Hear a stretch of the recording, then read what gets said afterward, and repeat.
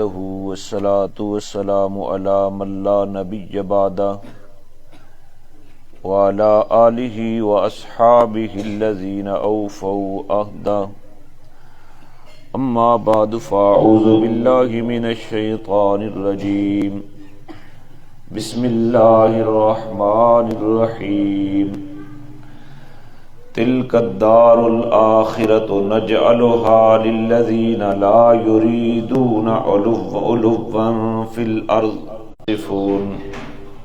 وسلام على المرسلين والحمد لله رب العالمين سبحانك لا علم لنا إلا ما علمتنا إنك أنت العليم الحكيم رب اشرح لي صدري ويسر لي أمري واحلل عقدة من لساني يفقهوا قولي رب يسر ولا تعسر وتممه بالخير وبك نستعين اللهم إنا نسألك علما نافعا ورزقا واسعا وعملا متقبلا درود شریف پڑھیں اللهم صل على سيدنا محمد وعلى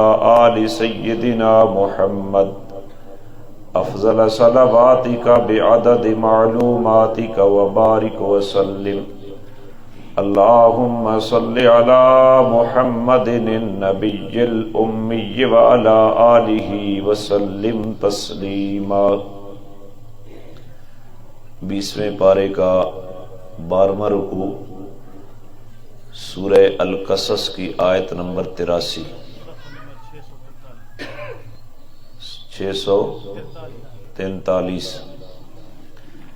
جن کے پاس قرآن کریم موجود ہے موبائل کے اندر وہ اس مقام کو موبائل کے اندر کھول لیں. سورہ القصص کی آیت نمبر 83 ہے. 20ویں پارے کا 12واں رکوع ہے. مل گیا جی. اللہ تعالی نے رمضان المبارک کے بعد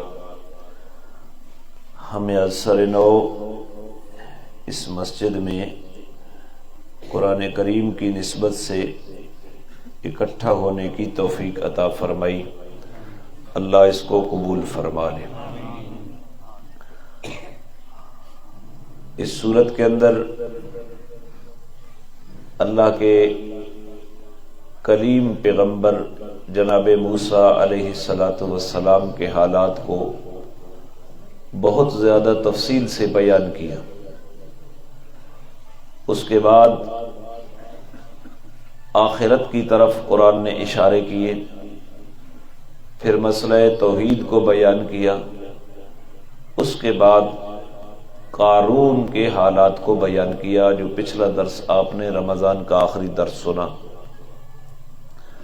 تو قارون کی قوم کے جو مخلص افراد تھے انہوں نے قارون کو مشورہ دیا وَابْتَغِ فِي مَا آتَاكَ اللَّهُ الدَّارَ الْآخِرَةَ کہ اللہ نے جو تجھے مال و دولت دیا ہے اس مال و دولت کے ذریعے آخرت کے گھر کو تلاش کر. یعنی مال کو اللہ کے رستے میں صرف کر کے اپنی آخرت بنا. اور کچھ باتیں اور بھی انہوں نے کہیں کہ اپنے دنیا کے حصے کو بھی نہ بھول. یعنی اپنی ذات کے اوپر بھی خرچ کر. بخیل تھا, کنجوس تھا.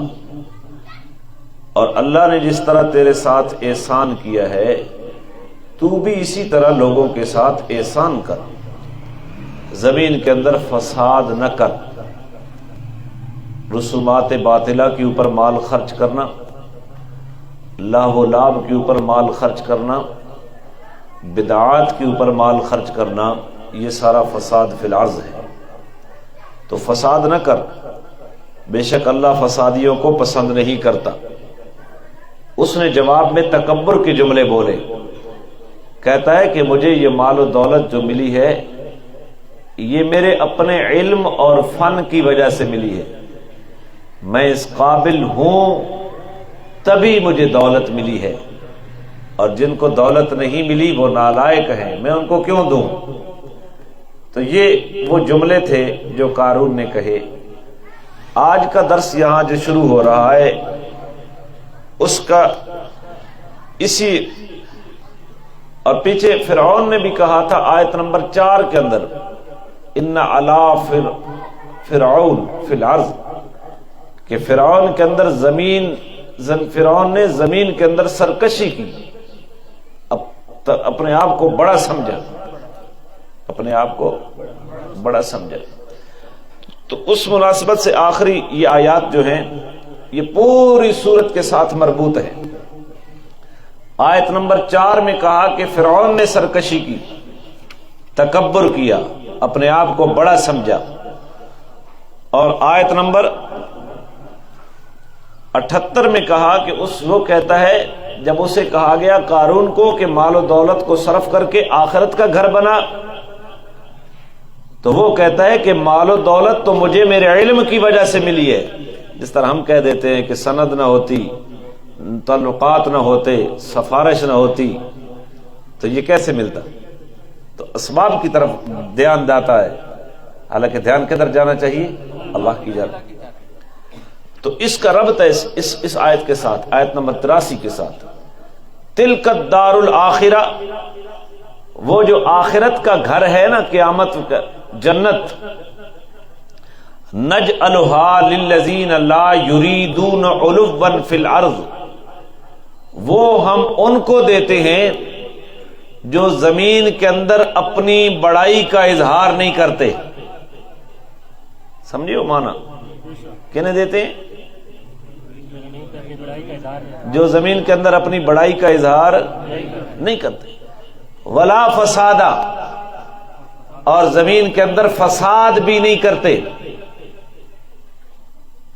اب ایک ضابطہ اللہ نے بیان کر دیا کہ جنت چاہنی ہے تو بڑائی کا جذبہ چھوڑ دو، اور فساد فی الارض کو چھوڑنا پڑے گا، تب جنت ملے گی۔ اللہ ہمیں عاجزی کی توفیق عطا فرمائے۔ علو کہتے ہیں تکبر کو۔ تکبر یہ ہوتا ہے کہ اپنے آپ کو بڑا سمجھنا اور دوسروں کو اپنے مقابل میں کم تر سمجھنا۔ یہ کبھی نسب کے اعتبار سے ہوتا ہے کہ میرا نسب اعلیٰ ہے، دوسروں کا نسب کا تکبر ہوتا ہے، کبھی مال کا تکبر ہوتا ہے، کبھی وجاہت اور پروٹوکول کا تکبر ہوتا ہے۔ ان تمام تکبرات کی نفی قرآن کریم اور احادیث نبویہ سکھاتی ہیں۔ اللہ ہمیں تکبر سے محفوظ فرمائے۔ حدیث قدسی میں آتا ہے کہ الکبریاء ردائی، کہ تکبر میری چادر ہے، فمن نازعنی فیہ فقذفتہ فی النار، جس نے میرے ساتھ کبریائی کے اندر الجھاؤ کیا۔ متکبرین کی حالت کیا ہوگی، کیفیت کو حدیث بیان کرتی ہے کہ اللہ تعالی متکبرین کو چمٹی جتنا وجود دے گا اور وہ پاؤں کے نیچے روندے جائیں گے۔ یہ تمہارے تکبر کی سزا ہے۔ اس سے پہچانا جائے گا کہ یہ متکبر ہے۔ متکبر آدمی کو اللہ دنیا میں بھی ذلیل کرتا ہے اور آخرت میں بھی ذلیل کرتا ہے۔ دنیا میں بھی لوگ اس کی قدر نہیں کرتے۔ اگر کوئی ڈر کے مارے قدر کر رہا ہو تو اس کے دل سے پوچھیں تو وہ دل سے اس کو تسلیم کرنے کے لیے تیار نہیں ہے۔ متکبر آدمی کو جب بھی دنیا کے اندر کوئی مصیبت پہنچتی ہے، لوگ کہتے ہیں اس کا علاج یہی ہے۔ کہتے ہیں نہیں کہتے؟ بے شک سامنے اس کے ڈر سے وہ عزت کرتے رہے۔ متکبر آدمی کو نہ دنیا کے اندر عزت ملتی ہے، آخرت کے اندر تو ذلیل ذلیل ہونا ہے۔ تو آخرت کا گھر جو ہے وہ ہم نے ان لوگوں کو تیار کر رکھا ہے، لا یریدون علوا فی الارض، جو زمین کے اندر اپنی بڑائی نہیں جتاتے۔ اللہ عاجزی کی توفیق عطا فرمائے۔ حدیث میں آتا ہے جو عاجزی اختیار کرتا ہے رفعہ اللہ، اللہ اسے بلند کرتا ہے، اور جو متکبر ہوتا ہے اپنی بڑائی جتاتا ہے اذلہ اللہ، اللہ اسے ذلیل کرتے ہیں۔ تو اللہ تعالی ہمیں عاجز بننے کی توفیق عطا فرمائے۔ میرے نبی کی تعلیم کیا ہے کہ سلام میں پہل کرو، یہ انتظار نہ کرو کہ وہ مجھے سلام کرے، یہ انتظار نہ کرو کہ لوگ میرے پاس آئیں، بلکہ تم لوگوں کے پاس جانے والے بن جاؤ، تم لوگوں کو سلام کرنے والے بن جاؤ۔ یہ میرے نبی کی تعلیم ہے۔ امام الانبیاء کہتے ہیں انا سید ولد آدم یوم القیامہ ولا فخر، میں قیامت کے دن آدم کی ساری اولاد کا سردار ہوں گا، لیکن مجھے کوئی فخر نہیں ہے اس بات کے اوپر، مجھے اس بات کے اوپر فخر نہیں ہے کہ کیسی طرح۔ میرا نبی کہتا ہے اللہم احیینی مسکینا وامتنی مسکینا واحشرنی فی زمرۃ المساکین، اللہ مجھے دنیا کے اندر مسکینی کی حالت میں زندہ رکھ، مجھے موت دینا تو مسکینی کی حالت میں دینا، اور مجھے قیامت کے دن اٹھانا تو مساکین کی جماعت کے اندر اٹھانا۔ اس مسکینی سے مراد مال و دولت کی کمی نہیں ہے، اس مسکینی کی مراد طبیعت کی عاجزی مراد ہے کہ اللہ ہمیں ایسی عزی زندگی نصیب فرما، تو اللہ ہمیں ایسا بنا دے۔ اور جو آدمی عاجز ہوتا ہے نا، اللہ مخلوق کے دل میں اس کی محبت ڈال دے دنیا کے اندر، آخرت میں تو وہ جنت میں چلا ہی جائے گا۔ تو آخرت کا گھر جو ہے وہ بڑائی جتانے والوں کو ہم نہیں دیتے اور فساد کرنے والوں کو نہیں دیتے۔ اور اگلا جملہ فرمایا والعاقبۃ للمتقین، اور انجام جو ہے، عاقبت جو ہے وہ متقیوں کے لیے ہے۔ کن کے لیے؟ جنت کا مستحق صرف عاجز نہیں ہے، یہ جو فساد نہیں کرتا بے ضرر آدمی، وہ صرف مستحق نہیں ہے جنت میں جانے کے لیے۔ والعاقبۃ للمتقین، جہاں سے روکا گیا ہے وہاں سے رک جاؤ، جس کے کرنے کا حکم دیا گیا ہے اس کو کر لو، یہ ہے تقوی۔ سیدنا عمر رضی اللہ تعالیٰ عنہ استفہامی انداز میں کہتے ہیں تقوی کیا ہے، پھر خود ہی جواب دیتے ہیں تقوی کی یہ ہے کہ انسان کانٹے دار جھاڑیوں میں پھنس جائے، وہاں کیا کرے گا؟ اپنے دامن کو بھی سمیٹے گا، اپنے جسم کو بھی سمیٹے گا کہ کہیں جسم کانٹے پھٹا نہ دے، کپڑے نہ پھٹ جائیں۔ جس طرح کانٹے دار جھاڑیوں میں اپنے جسم اور کپڑوں کو بچا کر گزرتا ہے، اسی طرح گناہوں کے دلدل کے ماحول میں اپنے ایمان اور اعمال کو بچا کر گزارنے کا نام تقوی ہے۔ ماحول بہت بری چیز ہے، اثر انداز ہوتا ہے۔ حضور صلی اللہ علیہ وسلم نے اس کی مثالیں دی ہیں، دوستی، ہم نشینی، ماحول کی، کہ آپ خوشبو والی دکان کے پاس جائیں، خوشبو نہ بھی خریدیں تو خوشبو مفت میں آئے گی۔ اور بری صحبت کی مثال یہ دی کہ بھٹی والے کے پاس جائیں، اس نے کپڑے نہ جلائے تو کم از کم دھواں اور بدبو ضرور آئے گی۔ یہ ماحول کا اثر ہوتا ہے۔ تو برے ماحول سے بچنا ہے، اچھے ماحول میں جانا ہے، یا اپنے اندر اتنی قوت پیدا کرنی ہے کہ ہم اپنے آپ کو برے ماحول سے بچا کر اس ماحول کے اوپر اثر انداز ہو سکے، اتنی قوت ہم نے پیدا کرنی ہے۔ تو اللہ تعالی ہمیں اس کی توفیق نصیب فرمائے۔ یہ تو تقوی کے بارے میں، یہ انہیں ملے گی۔ اور پھر قیامت کا اللہ تعالیٰ نے ایک قانون ذکر کیا ہے، من جاء بالحسنہ، جو آدمی نیکی لے کر آیا، فلہ خیر منہا، تو اس کو اس سے بہتر ادا کیا جائے گا۔ انصاف کا تقاضا کیا ہے؟ نیکی ایک کرے تو بدلہ بھی ایک ملنا چاہیے، لیکن اللہ کی رحمت جو ہے وہ یہ ہے کہ وہ نیکی کرتا ہے ایک اور بدلہ خیر منہا، اس سے افضل ملتا ہے۔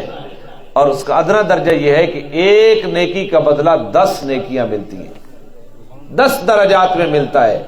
اور اگر وہ نیکی اللہ کے راستے میں کی جائے، فی سبیل اللہ، اللہ کا راستہ جہاد بھی ہے، اللہ کا راستہ علم کے لیے سفر بھی ہے، آپ گھر سے چلے درس قرآن میں، اللہ کے قرآن کو سیکھنے کے لیے یہ فی سبیل اللہ آپ آئیں، ہر قدم کے بدلے میں 700 نیکیاں ملیں گی۔ اور اگر اخلاص زیادہ ہوا تو اللہ بے انتہا اور بے شمار اجر دیتے ہیں ایک نیکی کے بدلے میں۔ من جاء بالحسنۃ فلہ خیر منہا، جو نیکی لے کر آیا اس کو اس سے بہتر ملے گا۔ ومن جاء بالسیئۃ، اور جو برائی لے کر آیا، فلا یجزی الذین عملوا السیئات الا ما كانوا یعملون، تو برے عمل کرنے والوں کو بدلے میں اتنا ہی ملے گا جتنی برائی انہوں نے کی۔ یہ بھی اللہ کی رحمت ہے، اللہ کی شفقت ہے کہ اگر ایک گناہ کرے گا تو لکھا بھی ایک جائے گا، 10 نہیں لکھے جائیں گے۔ نیکی ایک کرے گا تو کم از کم اس کا درجہ 10 ہے، فی سبیل اللہ ہے تو 700 تک ہے، اخلاص زیادہ ہے تو بے انتہا ہے، جو شمار میں بھی نہیں آتا۔ تو اللہ ہمیں نیکیوں کی توفیق عطا فرمائے۔ اور نیکیاں کرنے سے افضل عمل گناہوں سے بچنا ہے۔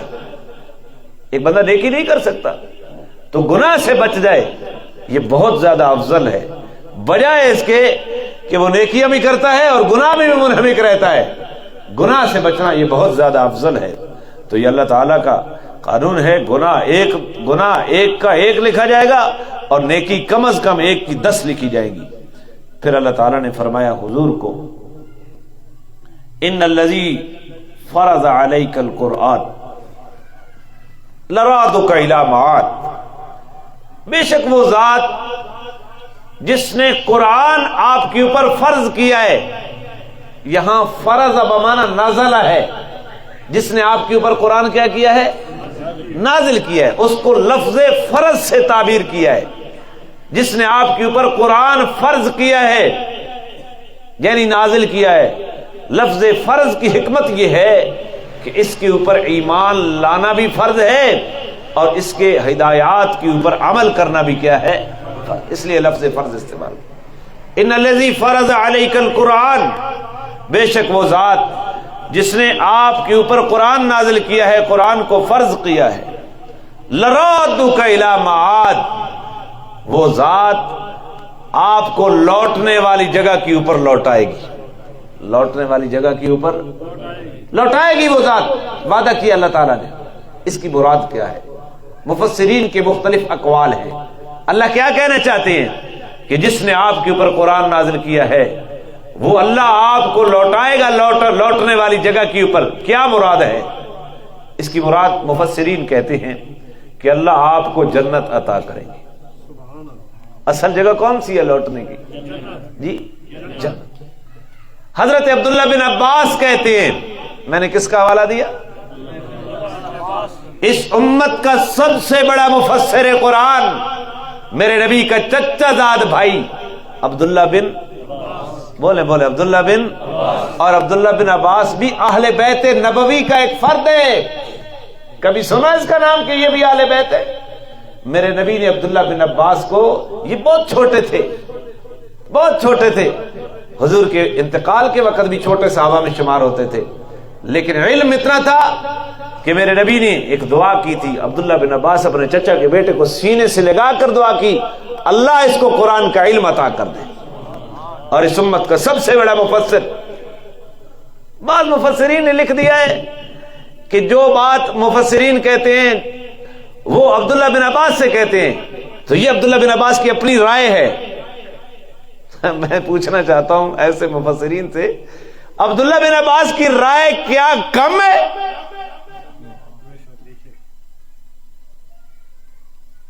قرآن کا وہ مفسر جس کو تفسیری علم کے لیے نبی سینے سے لگا کر دعا کر رہا ہے، اس کی رائے میرے جیسے مولویوں کے مقابلے میں کم ہے؟ نہیں سمجھتے آپ؟ اسے پڑھنا استاد سے ضرور۔ عبداللہ بن عباس کہتے ہیں، اور امام بخاری نے اس کو نقل کیا ہے، ان الذی فرض علیک القرآن، کہ بے شک وہ ذات جس نے آپ کے اوپر قرآن کو نازل کیا، فرض کیا، لرادک الی معاد، وہ آپ کو لوٹائے گا لوٹنے والی جگہ کے اوپر۔ عبداللہ بن عباس کہتے ہیں نبی پاک صلی اللہ علیہ وسلم کو جب ہجرت پر مجبور کر دیا گیا، میں نے سیرت میں بیان کیا ہے، تو آپ جب ہجرت کرتے نکلے اور جہاں مکہ کا رستہ جدا ہو رہا تھا مدینہ سے، اس وقت اونچے ٹیلے کے اوپر میرے نبی نے کھڑے ہو کر مکہ کی طرف رخ انور کر کے کہا، اگر یہ قوم مجھے یہاں سے نہ نکالتی تو کعبۃ اللہ میں تجھے چھوڑ کر کبھی بھی نہ جاتا۔ وطن کی محبت، کعبۃ اللہ کی محبت میں میرا نبی تڑپا۔ اللہ نے اس وقت یہ آیت نازل کی، کون کہتا ہے؟ بولے کون کہتا ہے؟ عبداللہ بن عباس کہتے ہیں کہ میں تجھے میرا پیغمبر جس نے آپ کے اوپر قرآن نازل کیا ہے اس نے آپ کو لاوارث نہیں چھوڑا، وہ تجھے ضرور واپس لوٹائے گا۔ آج تو مکے میں اسلام والوں کے قدم نہیں لگنے دے رہے، ایک وقت آئے گا کہ مکہ دارالاسلام ہوگا اور اسلام کا پرچم لہرا رہا ہوگا۔ پھر 8 سال کے مختصر عرصے میں میرا نبی واپس آیا اور مکہ دارالحرب سے دارالاسلام بنا یا نہیں بنا؟ عبداللہ بن عباس کہتے ہیں یہ ہے۔ اور اگر عبداللہ بن عباس کی اس رائے جس تفسیر کو مانا جائے تو اس کا ربط ہے آیت نمبر 7 سے۔ حضرت موسیٰ علیہ السلام کی والدہ کو اللہ تعالیٰ نے فرمایا، آپ کو یاد ہوگا، آیت نمبر 7 کھول لیں، یہاں پہ ہاتھ رکھ کے آیت نمبر 7 کھول لیں۔ وَأَوْحَيْنَا إِلَىٰ أُمِّ مُوسَىٰ أَنْ أَرْضِعِيهِ، ہم نے موسیٰ کی ماں کی طرف الہام کیا کہ تو اپنے بچے کو دودھ پلاتی رہے۔ فَإِذَا خِفْتِ عَلَيْهِ، جب تجھے بچے کی جان کے اوپر خطرہ ہو، فَأَلْقِيهِ فِي الْيَمِّ، تو اس بچے کو دریا کے اندر ڈال دینا۔ وَلَا تَخَافِي، اور اس کے ڈوبنے کا خوف بھی نہ کرنا۔ وَلَا تَحْزَنِي، اس کی جدائی کا غم بھی نہ کرنا۔ إِنَّا رَادُّوهُ إِلَيْكَ، ہم اس بچے کو تیرے پاس واپس لوٹائیں گے، ہم اس بچے کو تیرے پاس۔ موسیٰ کی ماں تڑپی، اللہ نے وعدہ کیا ہم واپس لوٹائیں گے۔ پھر اللہ نے کس انداز میں واپس لوٹوایا، اور جہاں میرے محمد کو مکے کی یاد آئی، اللہ نے وعدہ کیا میرا پیغمبر جس رب کے دین کا تو کام کر رہا ہے نا، اگر تجھے مکے سے نکالا جا رہا ہے کوئی پرواہ نہیں ہے، وہ رب تجھے واپس لوٹائے گا اور مکے کو دارالاسلام بنائے گا۔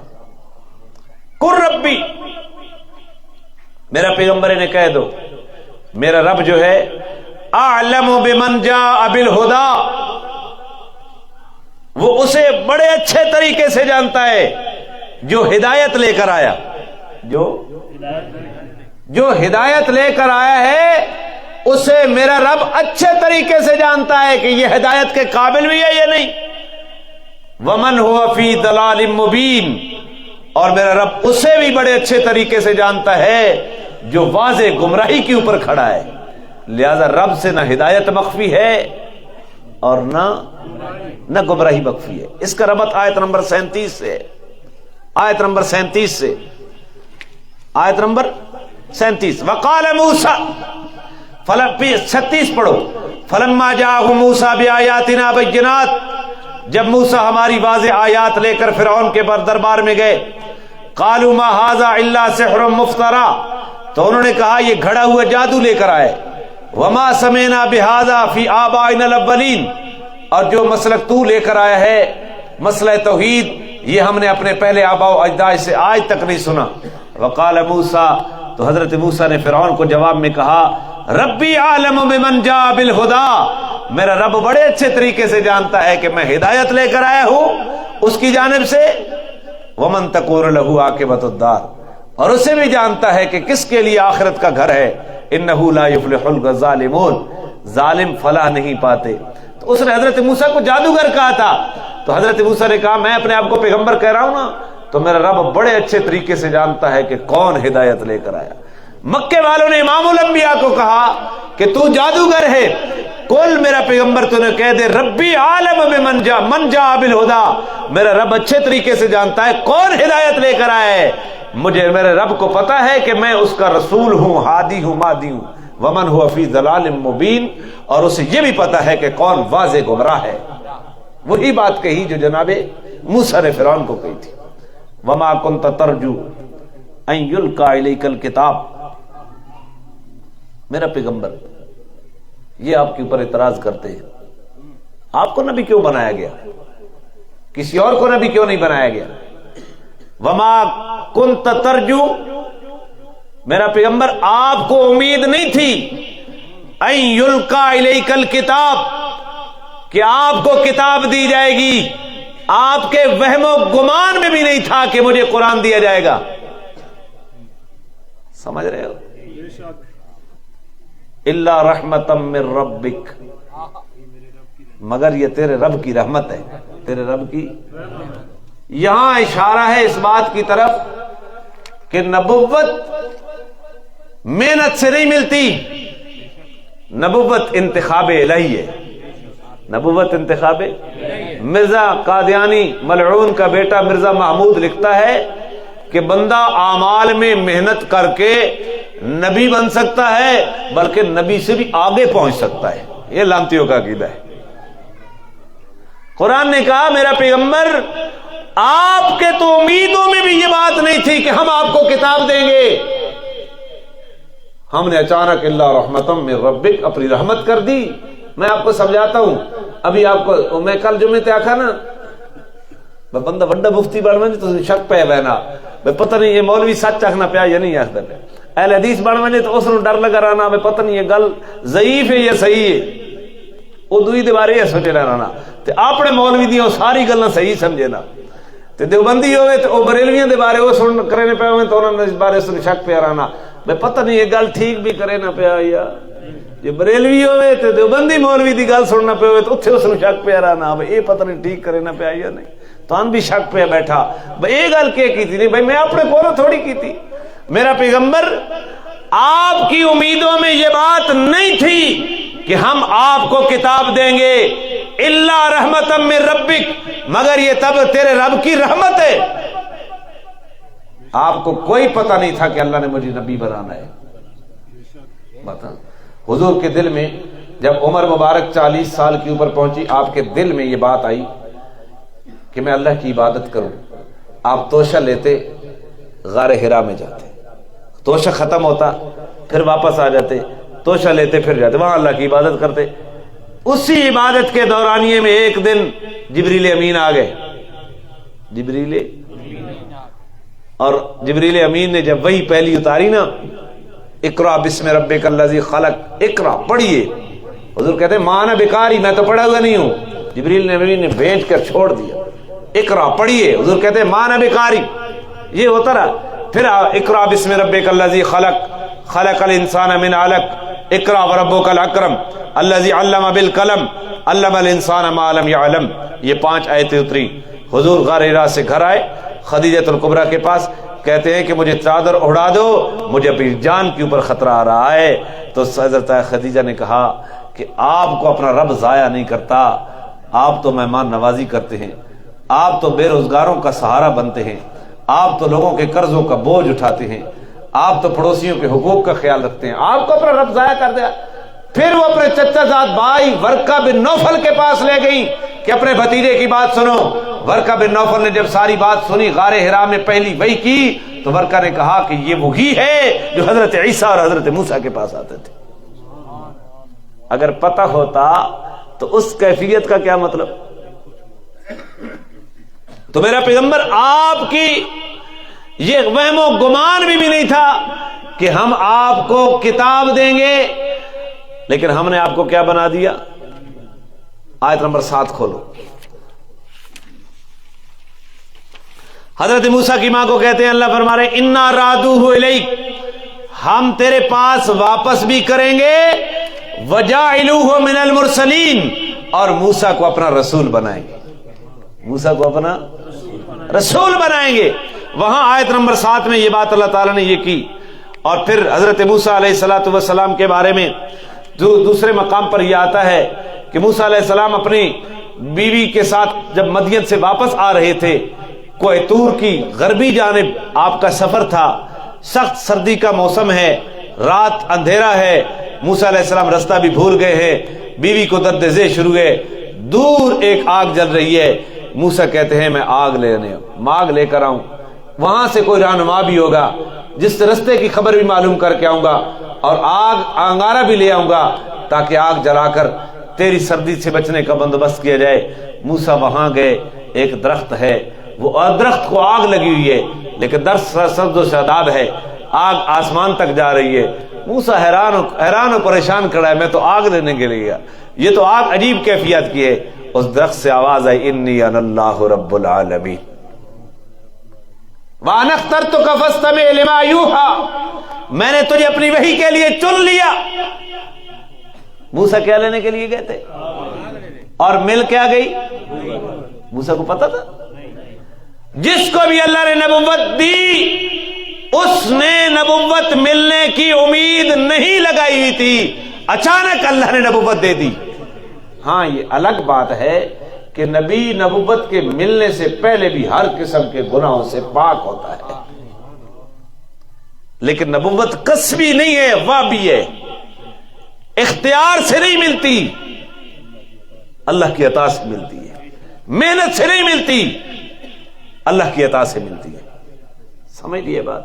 تو یہ فرما رہا ہے قرآن، میرا پیغمبر آپ کو تو امید بھی نہیں تھی کہ آپ کو کتاب دی جائے گی، الا رحمۃ من ربک، یہ تو آپ کے رب کی رحمت ہے، فلا تکونن ظہیرا للمجرمین۔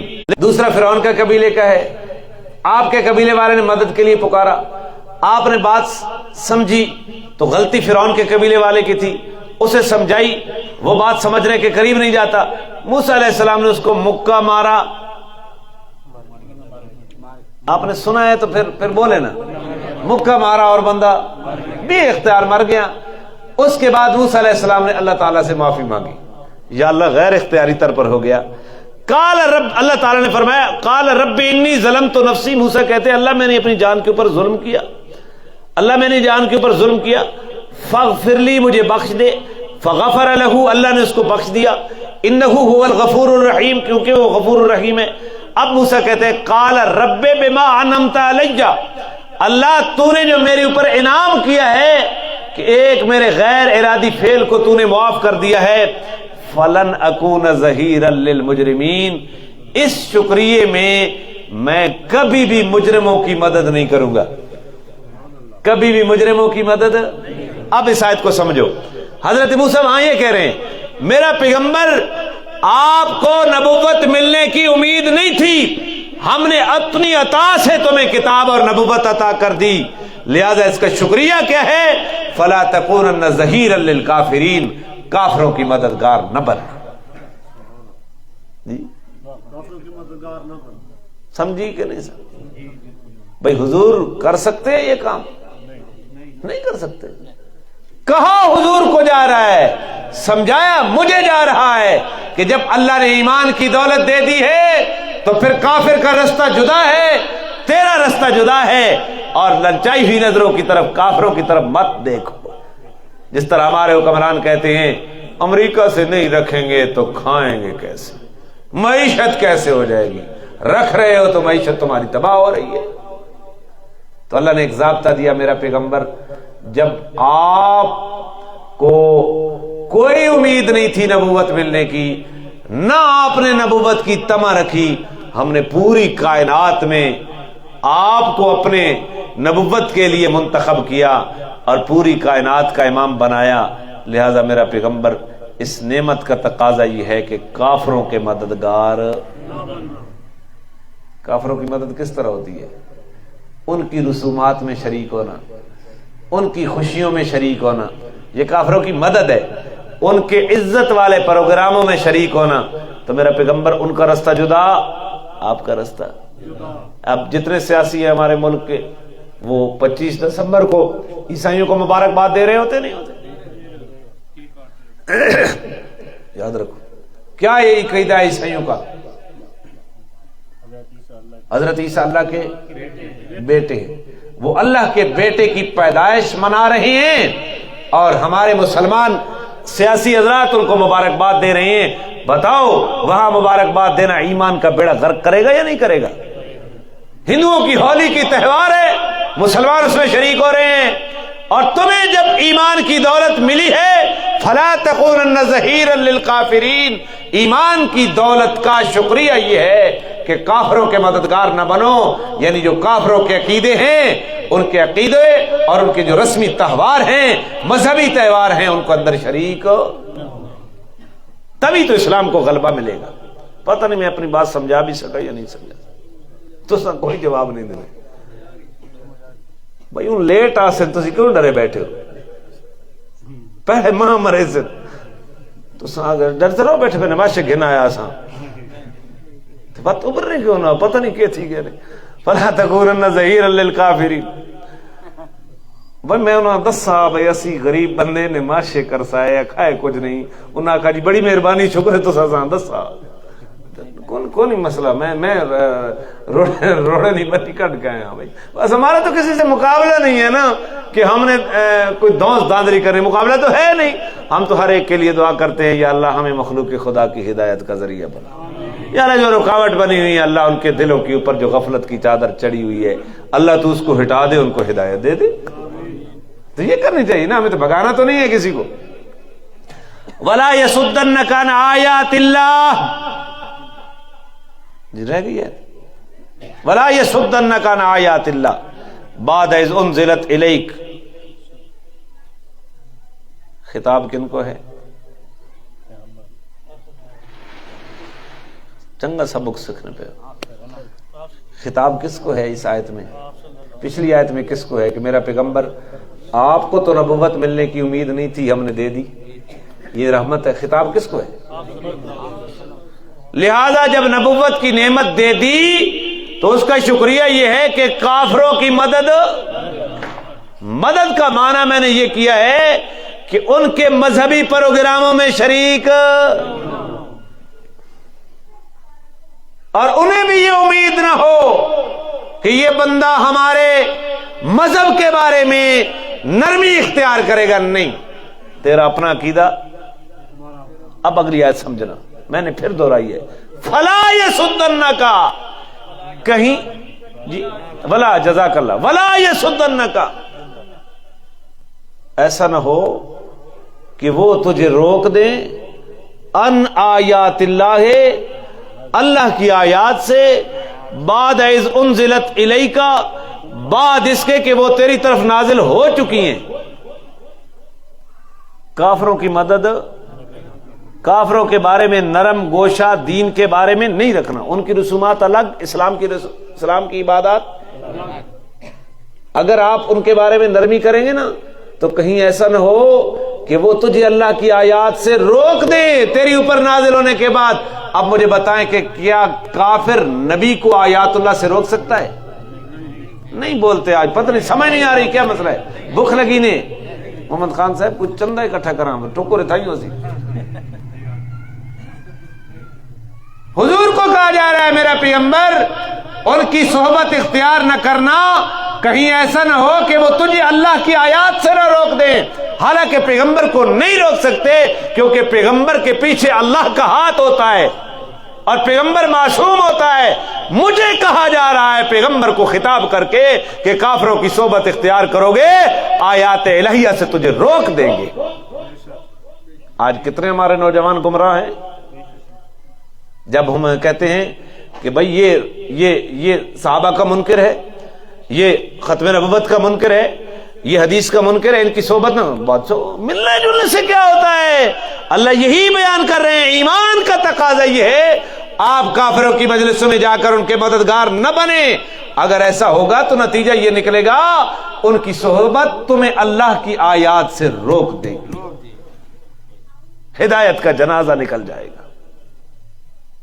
تورات حق ہے یا نہیں؟ بولیں حق ہے نا. حضرت عمر جیسا انسان جس کے بارے میں میرے نبی کہتے ہیں لو اگر میرے بعد کوئی نبی ہوتا تو عمر ہوتا. میرے نبی کہتے ہیں جس رستے پر عمر چلتا ہے اس رستے کو شیطان چھوڑ دیتا ہے.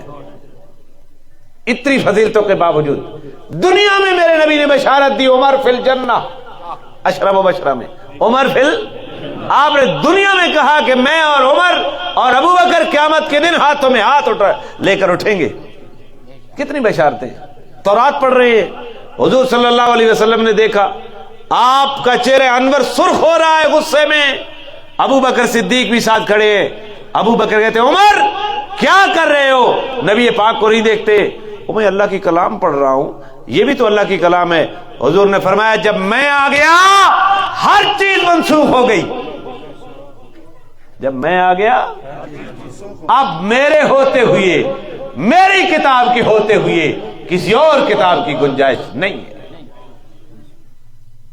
کیا نکل رہا ہے کہ ہر کھڈے جت پائی رکھو. سمجھو فلا تکونن ظہیرا للکافرین. اور اگر یہ صحبت اختیار کرو گے وَلَا يَسُدَّنَّكَ عَنْ آيَاتِ اللَّهِ بَعْدَ إِذْ أُنزِلَتْ إِلَيْكَ، کہیں ایسا نہ ہو کہ جو تیری طرف نازل ہوئی ہے قرآن، اس کے بعد وہ کہیں تجھے آیات الہیہ سے روک نہ دیں، تمہارے اوپر غالب نہ ہو جائے ان کی صحبت۔ پیغمبر تو یہ نہیں کر سکتا، پیغمبر کو خطاب کر کے ہمیں سمجھایا جا رہا ہے کہ یہ اتنا نازک مسئلہ ہے کہ صحبت کافر سے اپنے پیغمبر کو بھی روک دیا۔ پتہ نہیں سمجھے یا نہیں سمجھے، آگے چلو۔ پھر کرنا کیا ہے؟ وَدْعُ إِلَىٰ رَبِّكَ، معنی پڑھو جی، یہی معنی ہے۔ وَدْعُ إِلَىٰ رَبِّكَ، پکارتے رہو، کہ میرا شرح صدر نہیں ہو رہا۔ وَدْعُ، بلاتے رہو، ادھر کیا ہے جی؟ پکارتے ہو نہیں، اس کے ساتھ نہیں شرح صدر ہو رہا۔ وَدْعُ، بلاتے رہو، کدھر؟ اِلَىٰ رَبِّكَ، اپنے کافروں کی مجلسوں میں نہیں جانا، جاؤ گے تو اس صحبت کا اثر ہوگا، وہ تمہیں آیات الہیہ سے روک دیں گے۔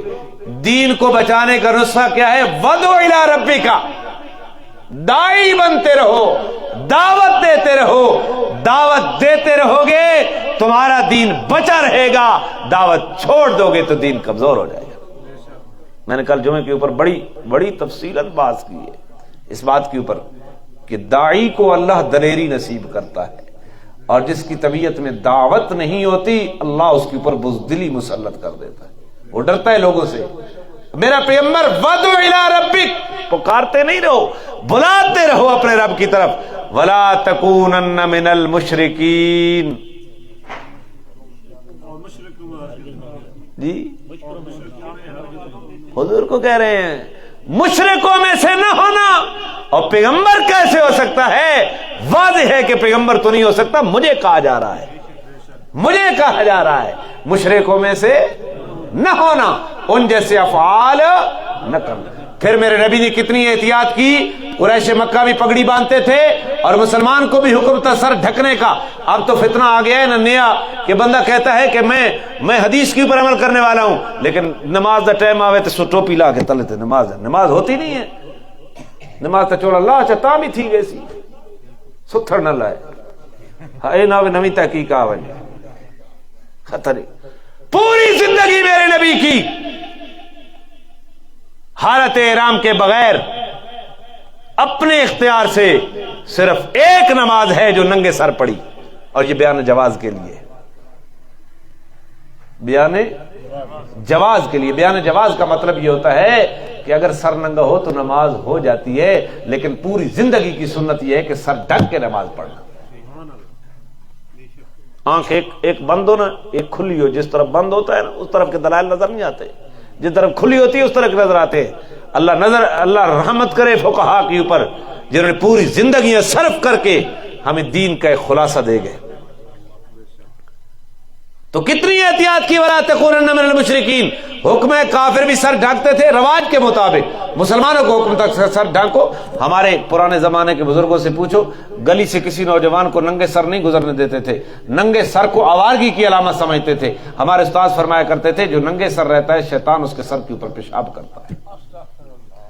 جو ننگے سر رہتا ہے، علماء نے اپنا تجربہ لکھا ہے، تقوی کا نور جو ہے اس کے دل کے اندر داخل نہیں ہوتا۔ ہر نبی کی سنت ہے، حضور نے فرمایا سر تو ڈھکنا ہے، خالف المشرکین، مشرکوں کی مخالفت کرو، ٹوپی پہن کر اوپر پگڑی باندھو، ٹوپی پہن کر اوپر۔ مشرکین مکہ بھی داڑیاں رکھتے تھے، مونچھیں بھی بڑی ہوتی تھی۔ اب اسلام کا حکم بھی ہے کہ داڑیاں بڑھاؤ، میرے نبی نے فرمایا مشرکوں کی مخالفت کرو، داڑھی بڑھاؤ اور مونچھیں گھٹاؤ۔ یہودی 10ویں محرم کا روزہ رکھتے تھے، ہمیں بھی حکم ہوا کہ 10ویں محرم کا روزہ رکھو۔ آپ نے فرمایا اگلے سال اگر میں زندہ رہا تو یہود کی مخالفت کریں گے، ایک روزہ میں ساتھ رکھوں گا تاکہ یہود کی کیا ہو جائے۔ یہ ہے فلا تکونن من المشرکین۔ ولادت منانا یہ کافروں کا طرز ہے، برتھ ڈے منانا عیسائیت سے آیا ہے، ہم سارے بنا رہے ہیں۔ فلا تکونن من المشرکین۔ ایک بات میں آپ کو عقلاً سمجھانا چاہتا ہوں کہ اگر ہم بھی وہی افعال کریں جو کافر کر رہے ہیں تو امتیاز اسلام جو ہے وہ باقی رہے گا، امتیازی خصوصیات جو اسلام کی ہیں وہ باقی نہیں رہیں گی، پھر کفر اور اسلام تو گڑبڑ ہو جائے گا۔ لہذا اس امتیاز کو باقی رکھنے کے لیے کافر اپنے مذہب پر عمل کرے اور مسلمان اپنے مذہب پر عمل کرے۔ قل یا ایھا الکافرون، میرا پیغمبر کہہ دو وہ کافرو، لا اعبد ما تعبدون، جن کی تم عبادت کرتے ہو میں ان کی نہیں کرتا، ولا انتم عابدون ما اعبد، اور جس کی میں کرتا ہوں تم اس کی نہیں کرنے والے، ولا انا عابد ما عبدتم ولا انتم عابدون ما اعبد لکم دینکم ولی دین، تمہارے لیے تمہارا دین اور ہمارے لیے ہمارا دین۔ کتنی سمجھاؤں؟ آخری آیت تو کیا فرمایا کہ کافروں کے ساتھ نہ ہونا، کیا کام کرنا ہے؟ وَادْعُ إِلَىٰ رَبِّكَ، کیا کام کرنا ہے؟ دعوت دے۔ کیا کام کرنا ہے؟ دعوت دے۔ وَلَا تَدْعُ مَعَ اللَّهِ إِلَٰهًا آخَرَ، آخری آیت، آخری آیت، آیت نمبر 70 سے اس کا ربط ہے۔ آیت نمبر 70 میں اللہ تعالیٰ نے یہ بات فرمائی،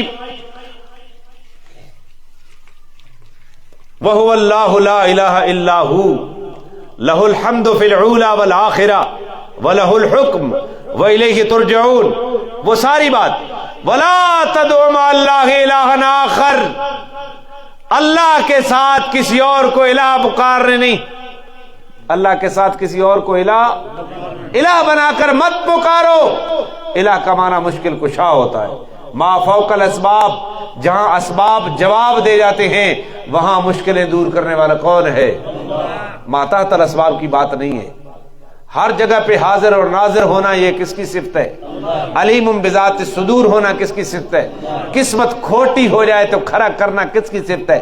قسمت کھری ہو جائے تو کھوٹا کر دینے والا کون ہے؟ رزق کو کھول دینے والا کون ہے؟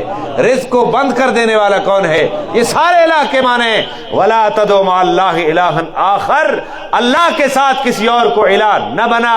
وہ پہلا نمبر یہ ہے کہ اللہ سے سب کچھ ہونے کا یقین دل کے اندر پیدا ہو جائے اور اللہ کے غیر سے کچھ بھی نہ ہونے کا یقین دل کے اندر پیدا ہو جائے، یہ ہے وَلَا تَدْعُ مَعَ اللَّهِ إِلَٰهًا۔ اللہ نہ چاہے تو کسی کے چاہنے سے کچھ بھی نہیں ہوتا، اور اگر اللہ چاہے تو ساری کائنات نہ چاہے تب بھی وہی ہوتا ہے جو اللہ چاہتا ہے۔ وَلَا تَدْعُ مَعَ اللَّهِ إِلَٰهًا لَا إِلَٰهَ إِلَّا هُوَ، اس کے سوا کوئی الہ نہیں ہے، اس کے سوا کوئی کچھ نہیں کر سکتا، کوئی مشکلیں دور کرنے والا نہیں ہے اس کے سوا، کوئی حاجتیں پوری کرنے والا نہیں ہے، کوئی رزق دینے والا نہیں ہے، کوئی برکتیں دینے والا نہیں ہے، وہی ہے، اسی کو پکارو۔ کل شیء ہالک الا وجہہ، کائنات کا ذرہ ذرہ، کائنات کی ہر چیز نے فنا ہونا ہے، ہلاک ہونا ہے، الا وجہہ، سوائے اس کی ذات کے۔ کس کو باقی بقا ہے؟ کل من علیہا فان، جو کچھ اس کائنات کے اندر ہے اس نے فنا ہونا ہے۔ وَيَبْقَى وَجْهُ رَبِّكَ ذُو الْجَلَالِ وَالْإِكْرَامِ، جناب اسرافیل کو بھی موت آ جانی ہے، جناب اسرائیل کو بھی موت آ جانی ہے، جناب جبریل کو بھی موت آ جانی ہے۔ کوئی 40 سال انتظار کے بعد اللہ کائنات کو تباہ کرنے کے بعد اعلان کریں گے لمن الملک اليوم، آج کس کی بادشاہی ہے؟ 40 سال تک کوئی جواب نہیں آئے گا، 40 سال کے بعد خود ہی فرمائیں گے للہ الواحد القہار۔ پکارو کس کو؟ کہ جس کو بقا ہے، جس نے موت کا جام پینا ہے وہ پکارنے کے لائق۔ پھر آیت سنو، وَلَا تَدْعُ مَعَ اللَّهِ إِلَٰهًا آخَرَ، اللہ کے ساتھ کسی اور کو الہ بنا کر مت پکارو۔ لا الہ الا ہو، اس کے سوا کوئی الہ نہیں ہے۔ وَكُلُّ شَيْءٍ هَالِكٌ إِلَّا وَجْهَهُ، کائنات کی ہر چیز نے ہلاک ہونا ہے سوائے رب کی ذات کے۔ لَهُ الْحُكْمُ، لَهُ الحکم کس کا ہے؟ خالق کس کی ہے؟ وَرَبُّكَ يَخْلُقُ مَا يَشَاءُ وَيَخْتَارُ، تیرا رب جو چاہتا ہے پیدا کرتا ہے، جسے چاہتا ہے پسند کرتا ہے، حکم بھی اسی کا چلتا ہے۔ وَإِلَيْهِ تُرْجَعُونَ، اور یہ یاد رکھ رہا کہ لوٹ کر تم نے واپس بھی لوٹ کر واپس بھی اسی کے پاس جانا۔ الحمدللہ آج ہماری سورہ قصص مکمل ہو گئی ہے، پڑھ لیں۔ اعوذ باللہ من الشیطان الرجیم، بسم اللہ الرحمن الرحیم، ذرا زور لگا کے نا، تلک الدار الآخرۃ نجعلها للذین لا یریدون علوا فی الارض ولا فسادا والعاقبۃ للمتقین۔ ما جاء بالحسنۃ فلہ خیر منها وما جاء بالسیئۃ فلا یجزی الذین عملوا السیئات الا ما كانوا يعملون۔ ان الذی فرض علیک القرآن لرادک الى معاد قل ربی اعلم بما جاء بالہدی ومن هو فی ضلال مبین وما كنت ترجو ان يلقى إليك الكتاب إلا رحمة من ربك فلا تكونن ظهيرا للكافرين ولا